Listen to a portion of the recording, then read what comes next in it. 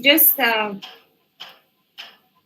basically, the COP, it is very, very overwhelming. The venue in itself was about a kilometer from one end to the other, and there were 30,000 people in Paris at the COP in itself. So it was huge. It was like a mela.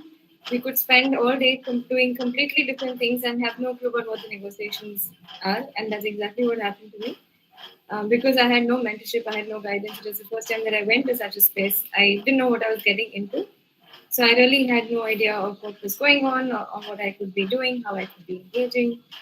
So I attended a lot of different side events. I, sat through some meetings, but at the end of it, I said, okay, this is fine, but yeah, I'm going to go back home.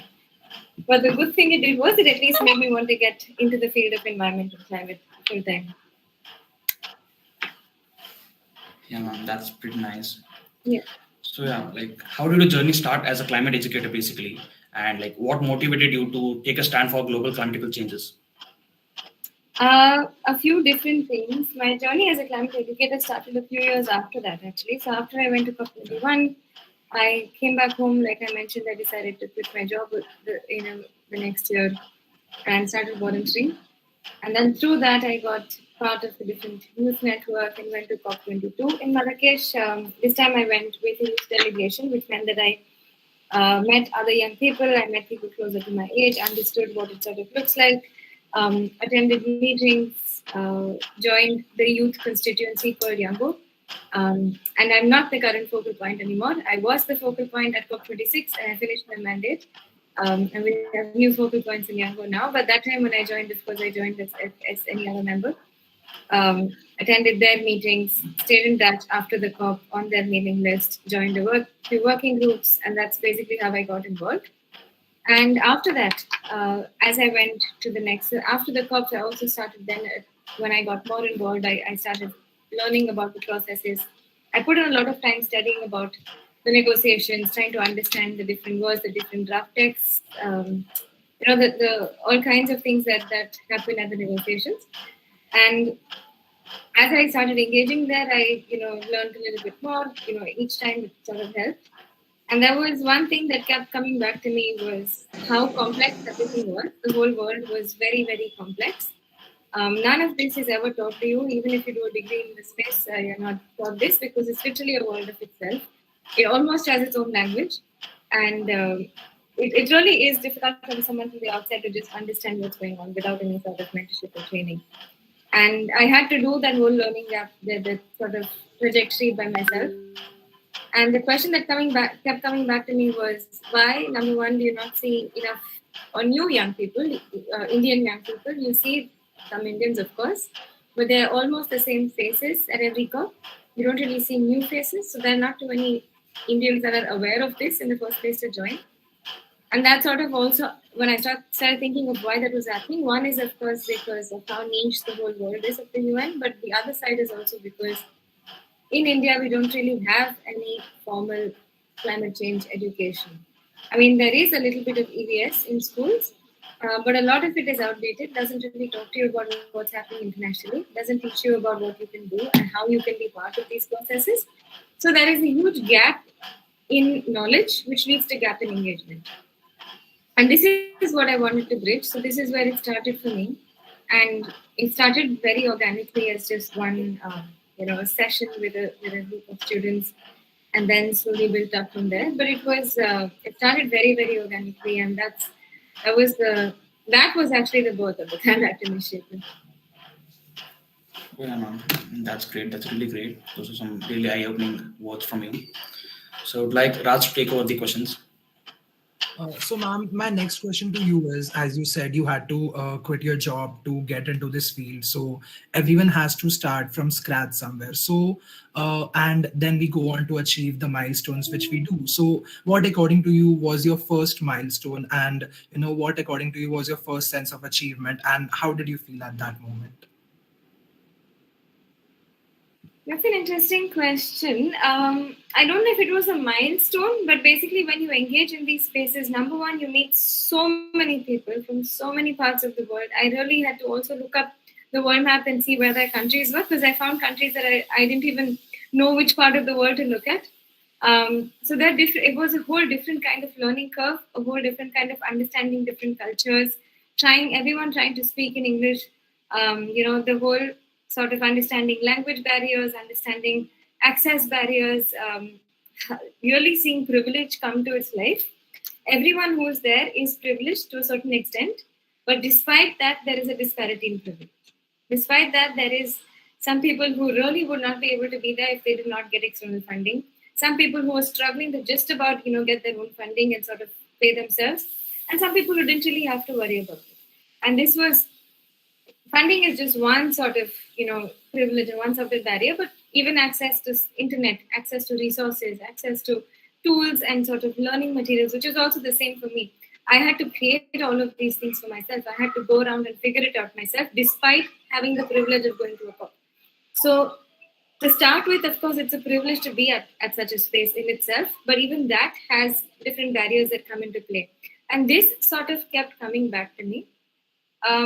I'm not sure how to really classify milestones or sort of what really worked for me, but I think just the sort of engagement, the sort of learning that the trajectory that takes you was in itself quite a large learning curve, a very steep learning curve, so to say.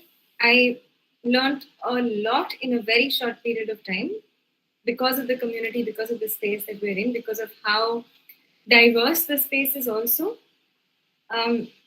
And in addition to that, I think there were also opportunities that came along. There were speaking opportunities, there were different engagement opportunities, just because of the space that you're in. And if you take interest, there is a lot that can be done. Or you can also just be there and not do anything if you're not interested. So that really depends. So if people do take interest, there is a lot that can be done. And I think that's where sort of those little changes could have been mastered. So the first time I spoke ever within a UN meeting, I was nervous. I was crazy nervous. I had every word to word written of what I was going to speak. And despite that, I was very, very nervous. I could barely look up from my piece of paper because I was afraid of missing one word and then not knowing what I'm saying. I think I spoke for maybe 60 seconds or maybe 2 minutes at the max. And those 2 minutes, I have never been more scared in my life. But this was the very first time back in 2017, I think. And now I have gone to meetings with prime ministers. I have gone to meetings with, high-level, heads within the UN. And without any briefing, without any preparations, I'm okay to speak. So that is the sort of learning curve. That is the sort of trajectory that you've undergone as a person, as a personality development, but also in terms of learning how to behave, how do you speak, content knowledge, all of those kind of things. I agree, ma'am. And learning is essentially what we all look forward to in our lives. That is so inspiring. So my next question to you is, you also attended the COP26 in November 21. Would you like to tell us about your experience there and how was it representing India on an international stage? So the first thing is that all of these COPs, you go in not as representing your country. So you don't, you do represent your country to a certain extent informally, but formally within the COPs, within the negotiations, you only represent your country if you're part of your national delegation, which I'm not.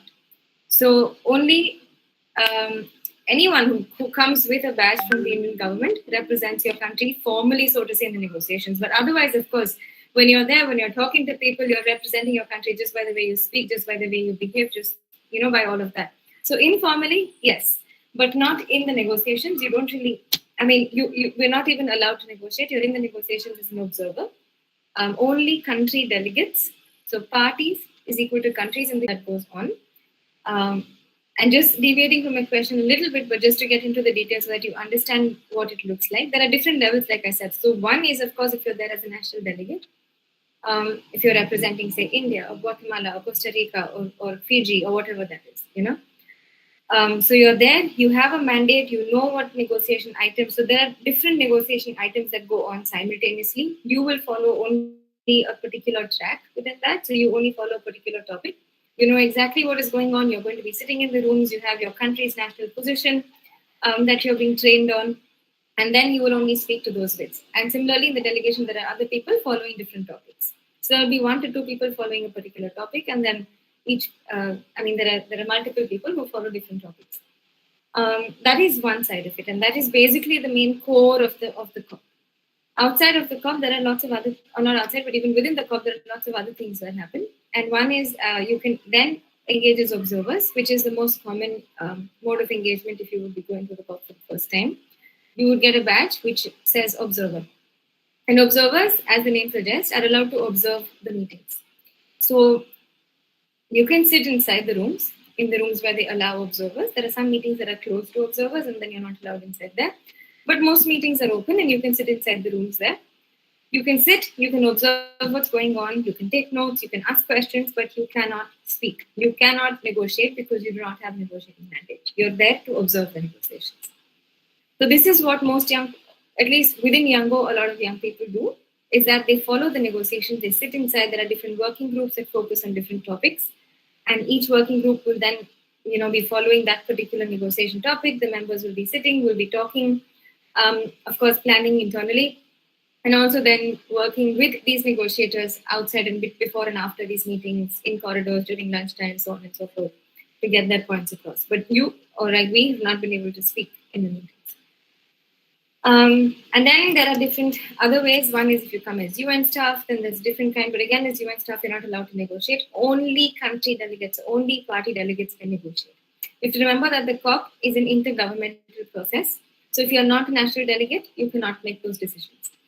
And then, of course, you can come as media, and there are different sorts of things that you can come, and there are different ways that you can engage. Now, outside of the negotiations, there are also lots of different events happening, which are called side events.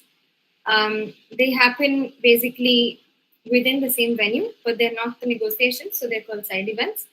And these are organized by individuals, by organizations, by groups of organizations, all of that put together. So you're free to attend any side event, you can sit through. Some people also get invited to speak at side events. So you're really free to do everything you want in that area. That is more the sort of public-facing space of the COP. So this is in a nutshell to also understand how a COP works, which will also help me answer your question about COP26. But I see a question in the chat. Anyone is allowed to go to COPs, honestly. YOUNGO members have no special right in any way. You need to have a badge to go to a COP. You can only get a badge from an accredited UNFCCC organization. So you can get a badge from NGOs that within the UNFCCC are accredited on their system. And then these NGOs get a quota. So they get a certain number of badges. This quota changes for every COP. So this time they might get 5, next time they might get 8, next time they might get 3. It really depends. It depends on the venue. It depends on a lot of different factors. And then basically anyone can go to a COP. It's not only YOUNGO members. So that basically answers your question. Coming to the point on COP26. So this is basically what a COP looks like. There are negotiations and there are side events. I had a very different role at COP26 because I was a global focal point for YOUNGO, which means that I basically had to ensure, or I was basically looking after the entire youth engagement at COP26. So looking after we've done a lot of different things, but that basically meant looking after a delegation of close to 200 young people from different parts of the world. It also meant ensuring that events that we're organizing, especially there's a day called Youth Day, so those kind of events were entirely organized by us. Meetings for YOUNGO members, meetings with countries, meeting with UN bodies, UN entities, just very basic logistical stuff. Ensuring that working groups are working, they're functioning, ensuring that there's a daily meeting happening in the morning, a debrief meeting happening in the evening. So my day was very, very different at COP26. It was a lot of behind the scenes work. I was literally on my computer almost the whole day and I had zero time to follow the negotiations because of the role that I had. But usually in the past, I have gone and I have, like I mentioned, been sitting in the rooms following the negotiations, been part of working groups, so on and so forth. So really tracking progress on what is going on in these negotiations. I'm not sure that answered what you wanted to know, but yeah. Yes, ma'am, that does. Ma'am, one question I had was in an event or in an organization as prestigious as the UN, how is India viewed internationally? Like you have a first-hand experience. So I was really curious to know that.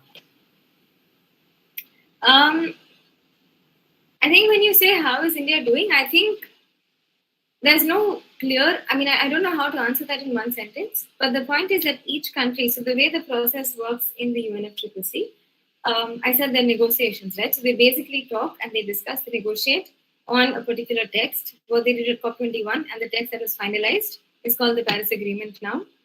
And what they've done after that and finalized now at COP26 in Glasgow is known as the Glasgow Climate Pact. Basically, they discuss on these texts the implications of the words, what sort of commitments are coming through, what is a sort of, so everything that's in the text then has an implication. So, for example, very simple words like, I shall, like countries or parties shall do something, or countries will do something, has a very different meaning, a very different implication to what that looks like as well. So they basically can talk about every single word in the text that is yet to be finalized. Right from where the comma should be to what the full stop will be to what the sentence, what points, everything. And imagine 196 countries and 97 parties coming together and doing this. Imagine, all of us today, about 80 people or 90 people today had to sit together and decide just a color scheme for something. You can imagine how much back and forth we'd have in that. So imagine committing to something, 197 countries with their own problems, with their own issues, with their own priorities. So that in itself which is why when they say the Paris Agreement is historic or the Glasgow Climate Pact is historic, it's historic because they found agreement to every single word in the text. They've come together and they've agreed on a certain package. Also, the other special thing is that the most UN bodies, but especially the UNFCCC, works on a consensus basis. So if 100 out of 197, if 196 countries have agreed, but one says no, there's no, it's sort of stalled there. So, which is why it is very important to ensure that you're taking everyone together, there's consensus. I mean, of course, each country, whether it's a really small island state like Tuvalu, or a big country like India, or a giant like the United States, you have the equal number of, or basically you have the same weightage in the UN system, because one country is equal to sort of one vote. We don't really vote, but like one country would be equal to one vote. The problem comes, so on theory, on paper, it sounds okay, very equal, very fair process. The problem really comes in who really holds, when geopolitical issues come in play, who really holds the power. So who really holds the strings? How many people or how many countries have the power to get up to something, say Russia or China or United States or Brazil is saying, if you don't agree to it, versus what countries can really pressure smaller countries to work and sort of get things their way. So geopolitical issues are very, very interesting and are very, very important when these negotiations sort of play out. So if you want things to function in a certain level, there's always a geopolitical issue. I have been in rooms where this was back in 2018. I'm not sure if you've been following. From that time, there was an IPCC, which is the UN scientific body, had a report which came out called the Special Report on 1.5 degrees. So it really identified what a world would look like 1.5 degrees warmer and what a world would look like 2 degrees warmer. Of course, the report has its own findings and has its own, conversation on that side. But basically, they were discussing on how this would be brought into the text and sort of what language would be used, whether they welcome the report of the IPCC or they note the report of the IPCC or they acknowledge the report of the IPCC. And all of these have different implications. Like I said, every single word is an implication. And of course, the easiest and the broadest, like the most sort of strong position would have been to welcome the report of the IPCC, which means that you take it a little bit more seriously than noting or acknowledging. But there were mainly a group of countries, most of the oil-producing countries, of course, that had their economies functioning on oil and did not want to move to a low-carbon society because otherwise their economies collapse. And I have seen countries stand up there, fight within the rooms, literally shouting at the top of their lungs, blocking the negotiations for days on end, not to make progress. And then you can see countries like the United States who could have sided with them or who could have taken a different stance and said no. This is the time where a superpower can, play its pressure. And so this was between Saudi Arabia and the United States. And the United States could have gone against them and said, no, I'm sorry, we strongly support this. And then it also creates a tension. And then slowly, the other one also needs to support. So it was very, very stressful that day, the negotiations. At the end of the negotiations, of course, there was no conclusion. It was stalled, and they said, okay, we'll meet again tomorrow. And we spoke to somebody from the delegation, and they said, don't worry, we will speak to them. It'll all be sorted. So we go back to the meeting the next day, and you can completely see how the situation is reversed. They literally sided as one body, and then the wording was changed, and it was sort of watered down a little bit.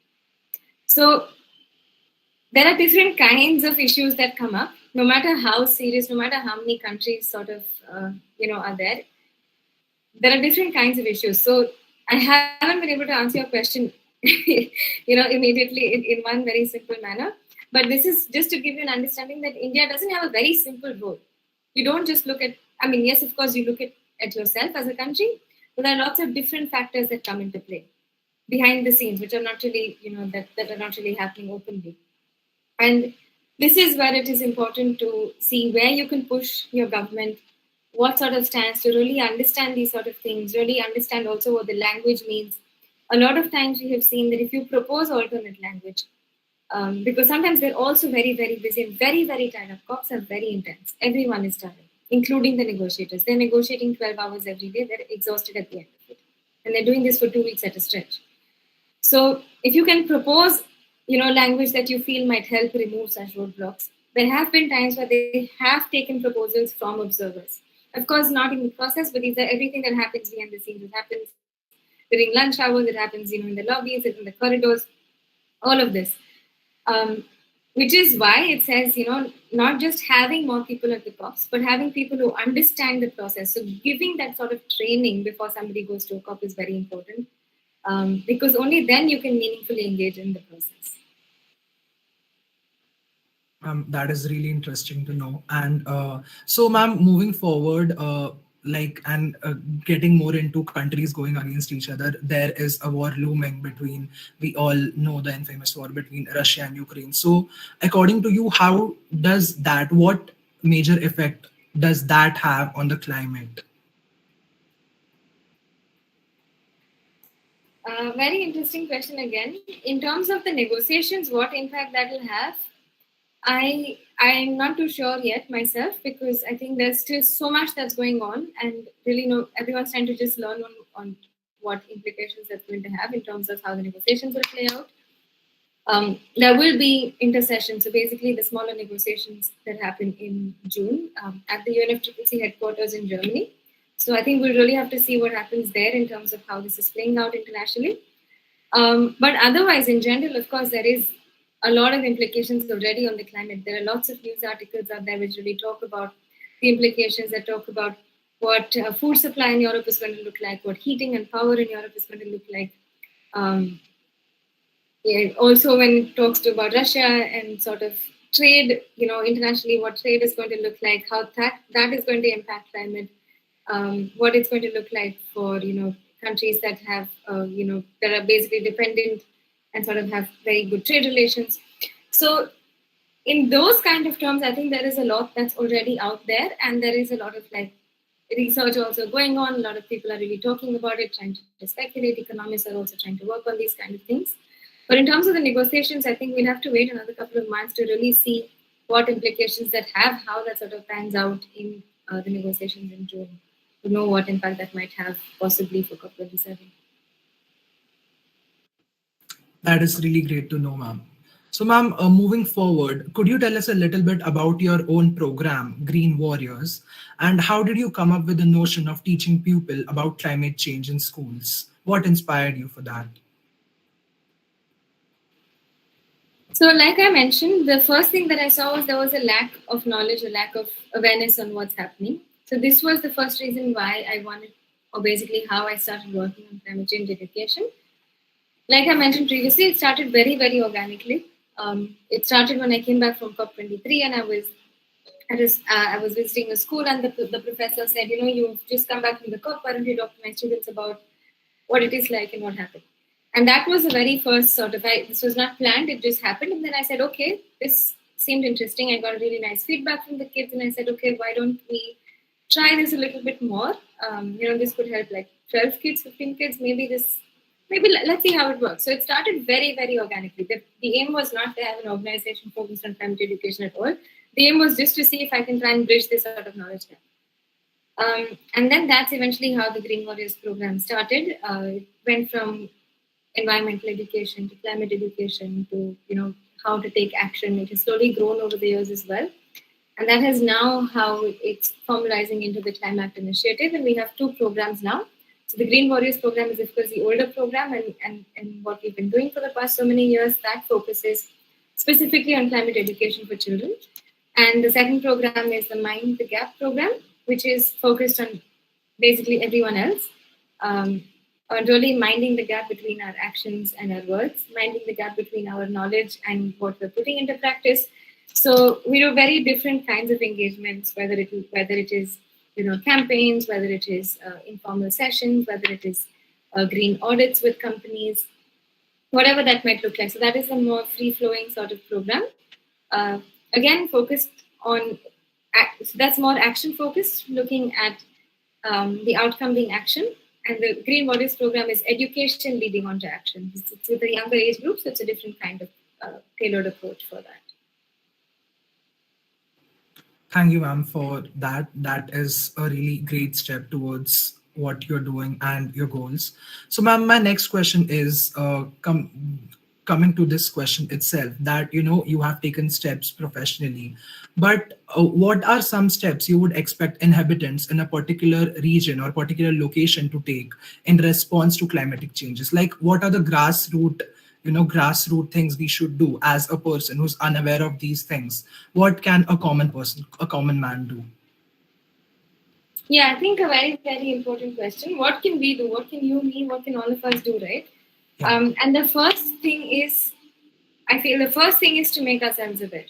So really try and read up more, try and understand what the situation is.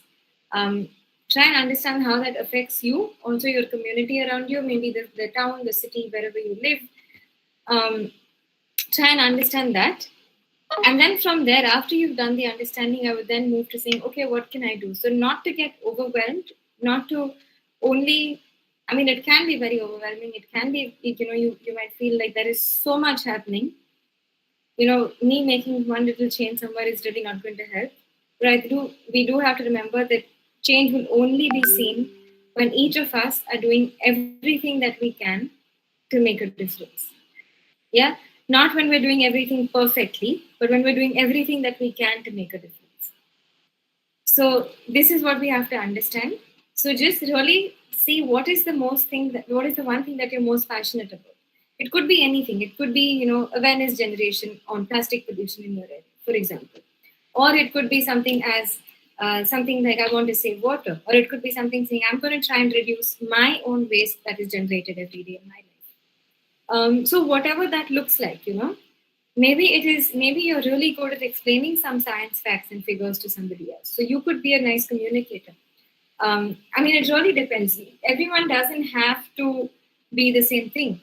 Even if you're, looking, for example, you don't even have to have the same profession. There could be someone who's a journalist and, says, okay, I'm going to try and cover more news on the environment, or I'm going to try and cover more positive news on what's happening in these kinds of things. Or I'm going to try and cover, it depends on whatever you want. Someone could be a lawyer and say, okay, I'm going to try and give out free pro bono advice to companies that work or to people that work in such a space that don't have the knowledge and the implications of their action, who really want to know, but they don't know what to do. So you can sort of, it doesn't have to be free, but for example, you could then help with, individuals, with organizations that are doing environment related work because you have the law experience, for example. Or, you can be anything that you want. You could be literally, whether it's an engineer, whether it's an accountant, whether it's, anything in the world. This is such an overarching topic. So either do it through your career, or you could do, say, full-time I work for a multinational corporation and that, my day job is absolutely no linking to the climate. That's fine. That's absolutely fine. It could be something that you want to do in your spare time, that you want to do at home, that you want to do on the side. So really just look at what excites you. What is the one thing that you think you can change? Can you really look at your habit patterns and see really what are my needs versus what are my wants? So do I really need to go out and buy that new pair of shoes or the new bag or the new t-shirt just because I saw it somewhere, or I got an ad on Instagram, or my friend bought something else, whatever the reason is? Or do I want to go and buy it?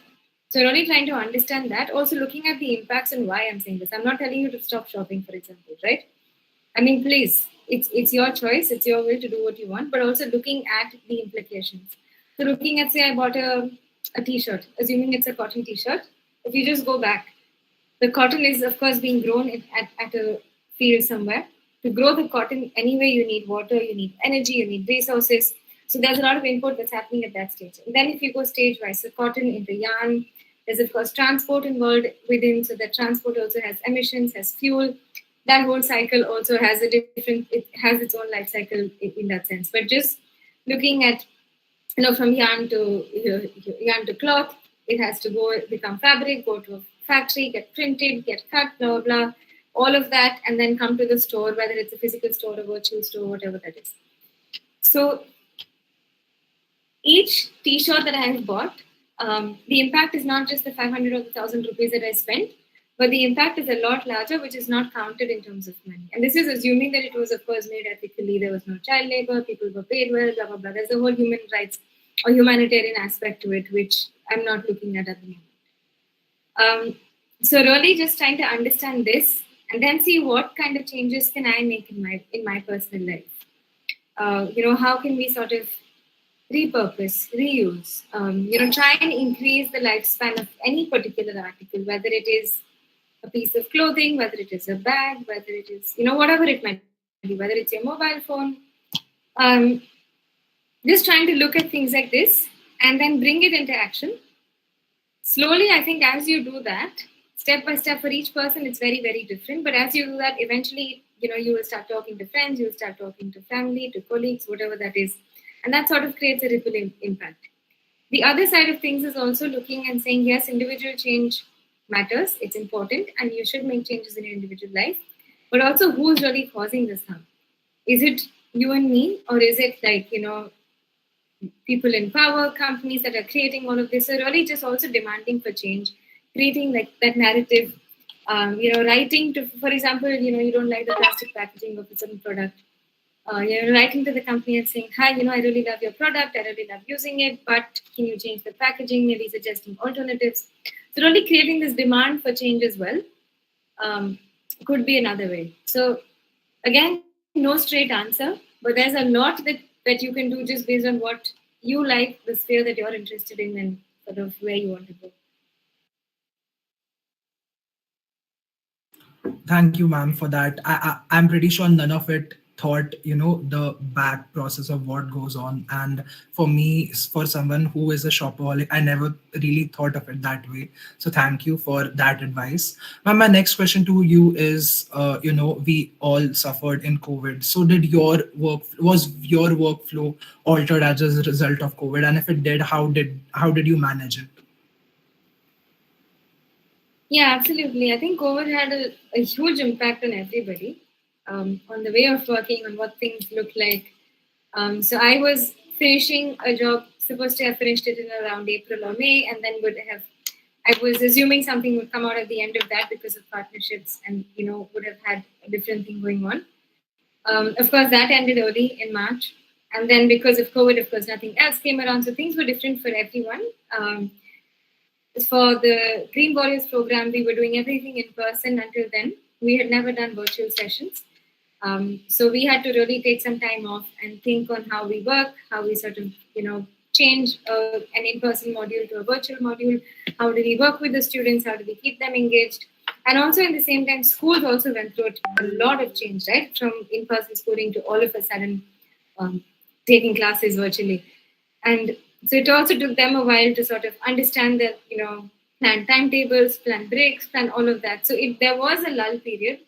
And then eventually, I think towards the end of 2020 was when things picked up a little bit again, especially for us, for the Green Warriors program. And then we started working a little bit with schools, and that's really then picked up again. So there was a down period, but I think it was a good period in terms of really thinking on re-strategizing, re-looking at what we've been doing so far, giving it a different perspective, and then sort of picking it from there. For the Green Warriors program, it worked because we were all working as volunteers in any case. But for people whose livelihoods depend on projects like this, I can imagine it isn't easy for such cases. In terms of YOUNGO, I was elected as focal point for YOUNGO for 2020. It was supposed to be an intense year. It was supposed to be known as the start for the decade of action. It was supposed to be the year of change, all kinds of terminologies in the UN. And then, of course, there was COVID and there was nothing happening in person. Everything sort of stalled. And we were just like, okay, what do we do with all the time that we have? So, of course, YOUNGO had always been working virtually because we are a global space. So it didn't really need too many tweaks in that sense. The momentum was sort of just kept going. The only difference was instead of planning for conferences, we still had to plan for the sort of lean period, which in a way turned out to be very well, looking 2 years behind now. I think it worked out perfectly because it gave us time to connect with external stakeholders, with not just within the YOUNGO community, but also outside. We created immense number of partnerships because it gave us time to have these conversations with partners, with other UN bodies, with other organizations. Usually people are just so busy planning from one conference to the next, from one engagement to the next, from one activity to the next, that nobody really had this time to really create a bond, really talk about how unique positioning that the constituency that YOUNGO has, the way it can, leverage people's voices. And all of this really worked well because we had as focal points also the additional time to build connections, build resources, really leverage off of that, which we saw really pay off at COP26. And the amount of support that we got at COP26 was a lot more that we'd received over the past years. So I think this was also a different way of seeing how sort of work happened there. Again, YOUNGO is all volunteer based, so no financial strings attached. And it was, again, easier in that case.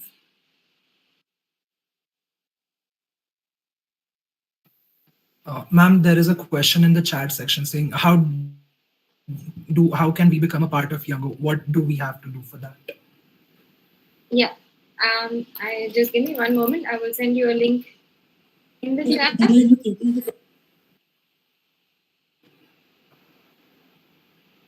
Yes, ma'am. Okay.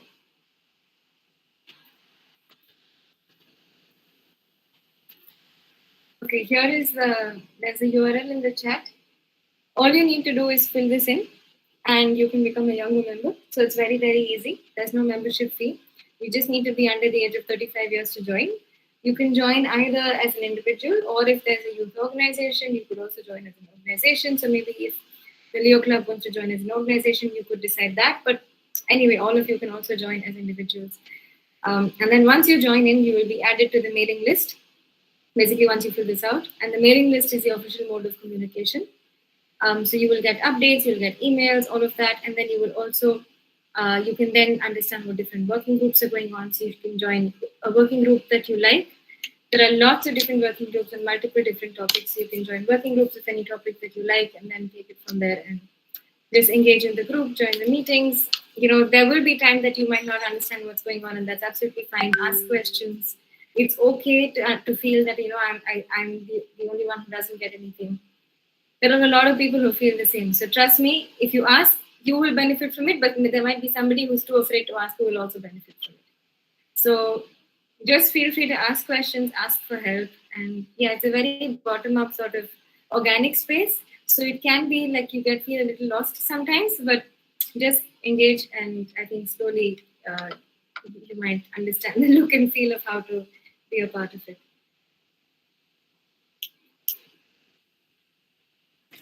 Thank you, ma'am, for that information. Ma'am, my next question to you is, the life goals you're pursuing appear to be really physically and psychologically demanding, the national and international events. Have you ever been, stressed at work? Like, especially I would have you ever, been in a UN conference and thought, I need a break right now? And what do you do to overcome that? Oh, absolutely. At COP26, I worked 18 to 20 hours a day. I slept from 4 to 5 hours on an average. I used to sleep at 2 a.m., 3 a.m., up by 6 and 7 the next morning and get to work. I did this non-stop for about 1 month.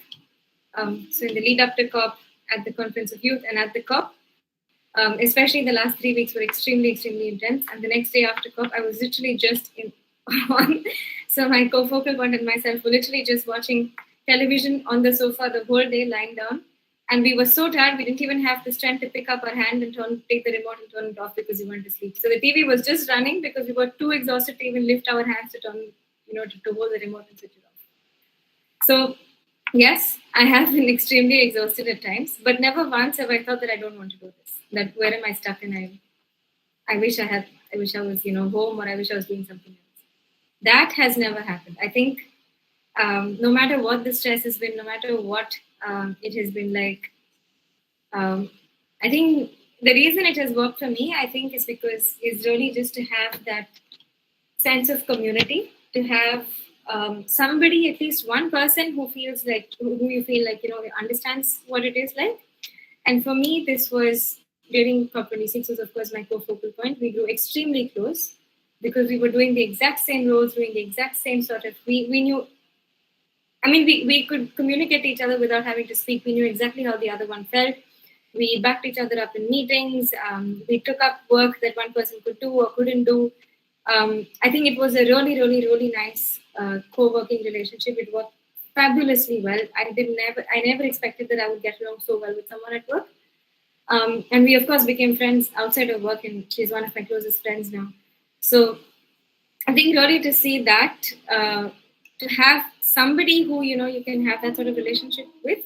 For 2 months before and during the COP, my parents, my family had no idea where I was because I had zero time to speak to them. I just sent them a text every morning saying good morning, so they knew I was alive and I'm not dead somewhere. Maybe spoke to them once a week for like a little time, and that was the end of it. But yeah, also sort of having that sort of relation, for your parents to be able to trust that, okay, she's okay, or your family members or your partner or whatever that might be, to have that sort of relationship where you're not struggling to keep the relationship alive just because you're not spoken to one another, whether it's parents, whether it's somebody else, whatever that is. So I think I was also extremely lucky on that front, that I've had a very understanding family who, because I've been doing this for so many years, also understand the sort of stress cops bring along with themselves. Even now, I work about 12 hours a day, and sometimes I'm eating all meals, and my food is really brought to me in a plate in front of me when I'm on my computer, and they're making sure that I'm eating.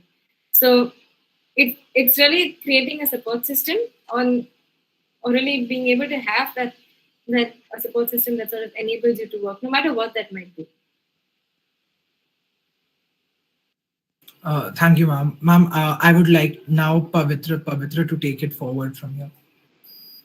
Ma'am, my question is very generic, but I want to know that, ma'am, as somebody who is very, very, very close to climate change happening, and you understand the updates on it, how overwhelmed do you feel when climate change or anything related to pollution, it doesn't make the main headlines of the day?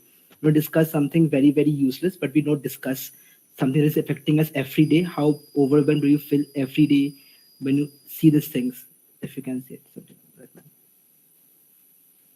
Yeah, this is a very interesting question. I think what really stands up here is really just to see how much we can only see what's convenient for us, and what really makes the news is only a lot of the times, majority of the times, what makes the news is if there's something negative that's happening.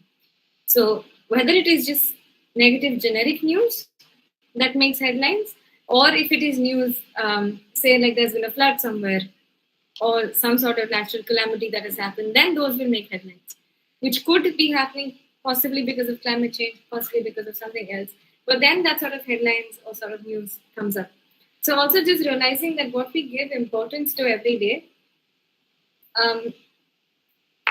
and there are reasons why this happens. One is because the problem is so complex that not everyone, even journalists, don't understand what's going on, really.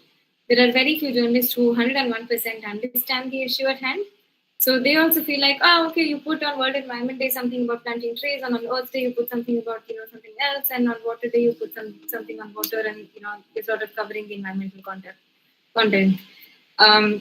So I think just there's a severe education gap across the world, not just in India, across the world, on what sort of is really going on within the international space, what climate change is, how serious it is, how quickly it's happening, and what the impacts and implications mean for each of us across the world. And because of this, it's not really news.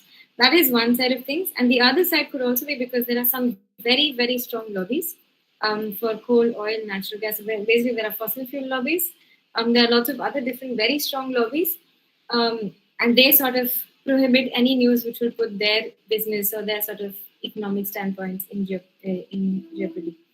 So it's not always the lobbyists that are blocking the news, but there could be a percentage of that. But I think a lot more is really the lack of understanding of the severity. And I think for what it really makes me, for me, it just makes me want to work harder, because this is precisely what we need. We really need more people to understand the problem at hand, to do everything that they can, so that this then becomes a common conversation, becomes dinner time conversation, and not something that you talk only on World Environment Day. Ma'am, in the truest sense of the question, how severe is the issue? I mean, like, I know how severe it is, but I always wanted to ask it as a host, ma'am, climate change as an issue is very, very severe, but ma'am, can you just elaborate on, like, how much time do you have left? Like, if that can be a question, ma'am. Like, how severe is the issue? That's my question to you, ma'am. Like, if you can elaborate in the truest sense, because you are the best person to comment on this. Well, how much time do we have left is really something that I'm not able to answer, because it's really, what matters is how quickly we take action. And by we, of course, it's all of us as individuals, but it's also us as governments, it's also us as countries, and it's also us as big corporations that are actually, running the global economy. So how quickly all of us, when I say us, it's all of these factors, how quickly all of us really change our ways and move towards more greener ways, and truly greener in that sense, and not just greenwashing, but really greener ways, will decide how much time we have.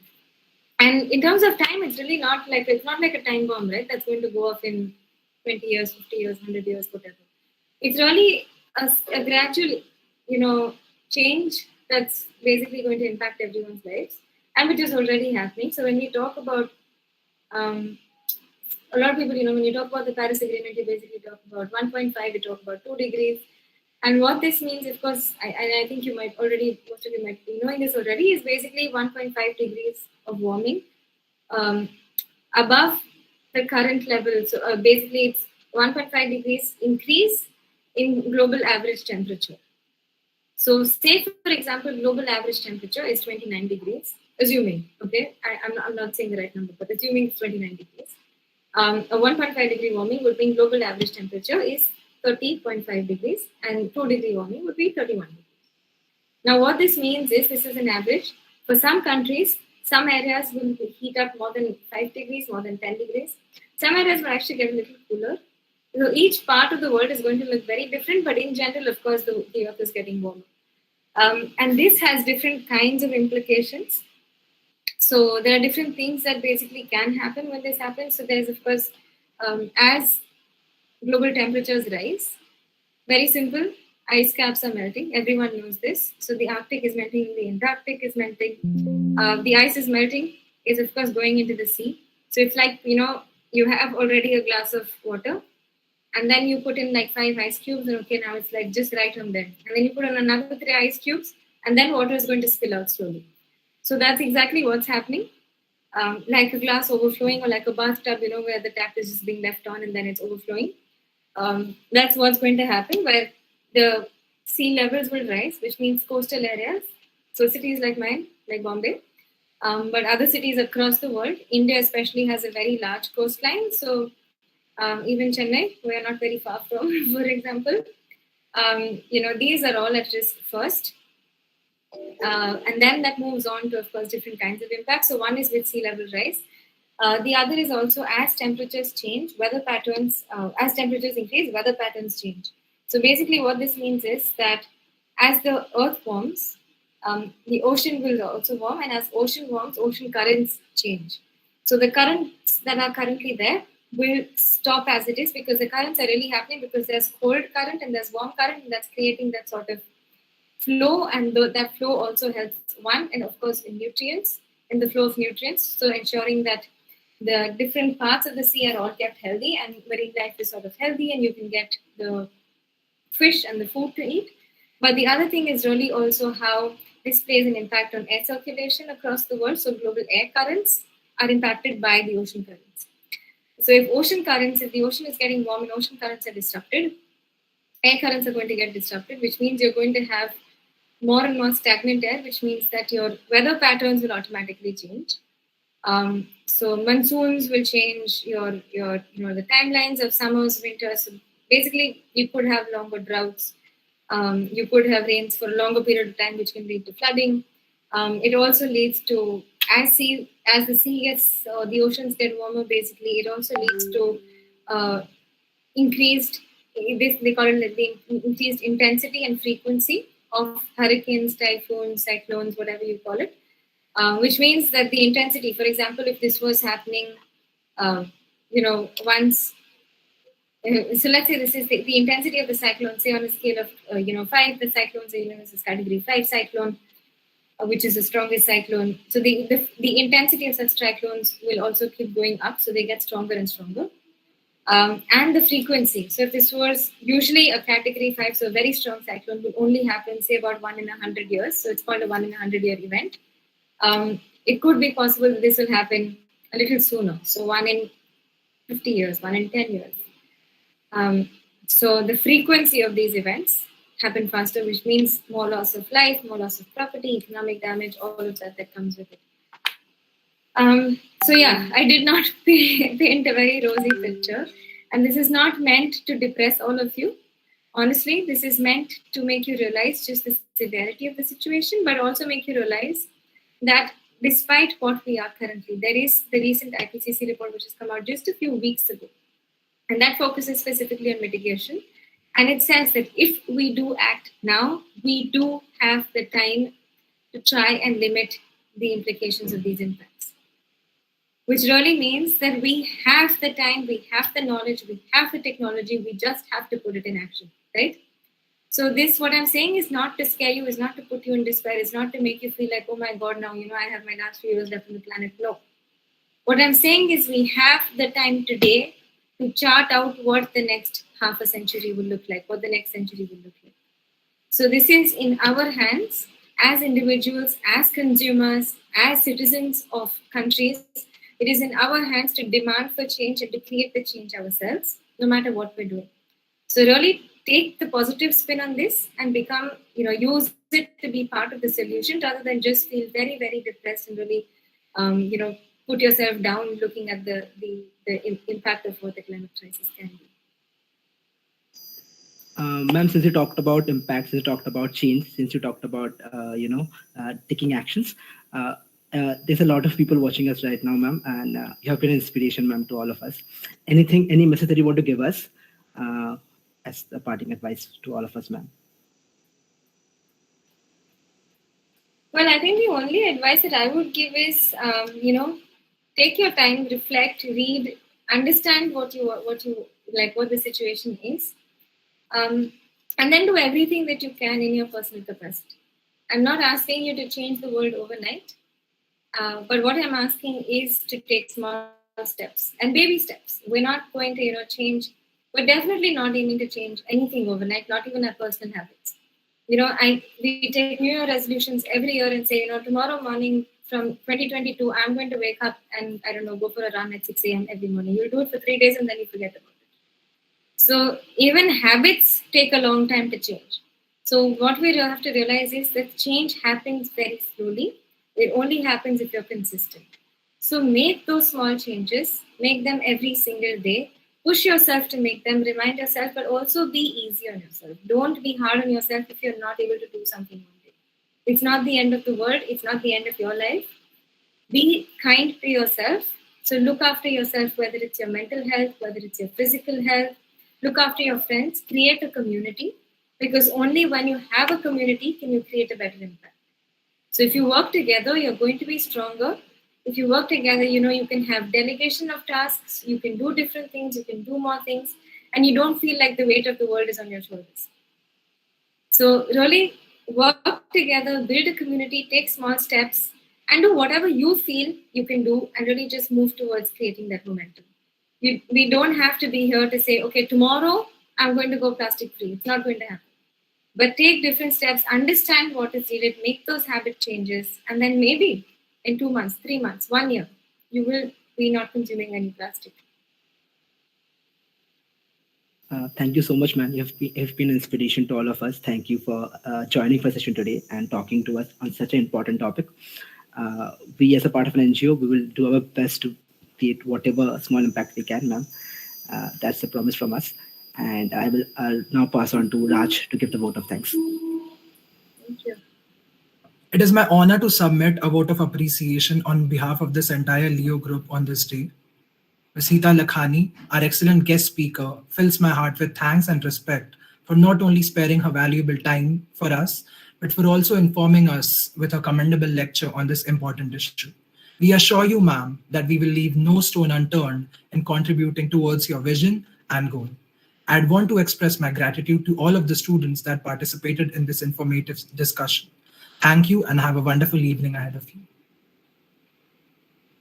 Thank you so much for having me, and thank you for being such amazing listeners. It's been an absolute pleasure. Your questions have also been very interesting and very intriguing for me to answer. Thank you. Thank you so much, ma'am. Thank you so much, ma'am. Thanks a lot, man.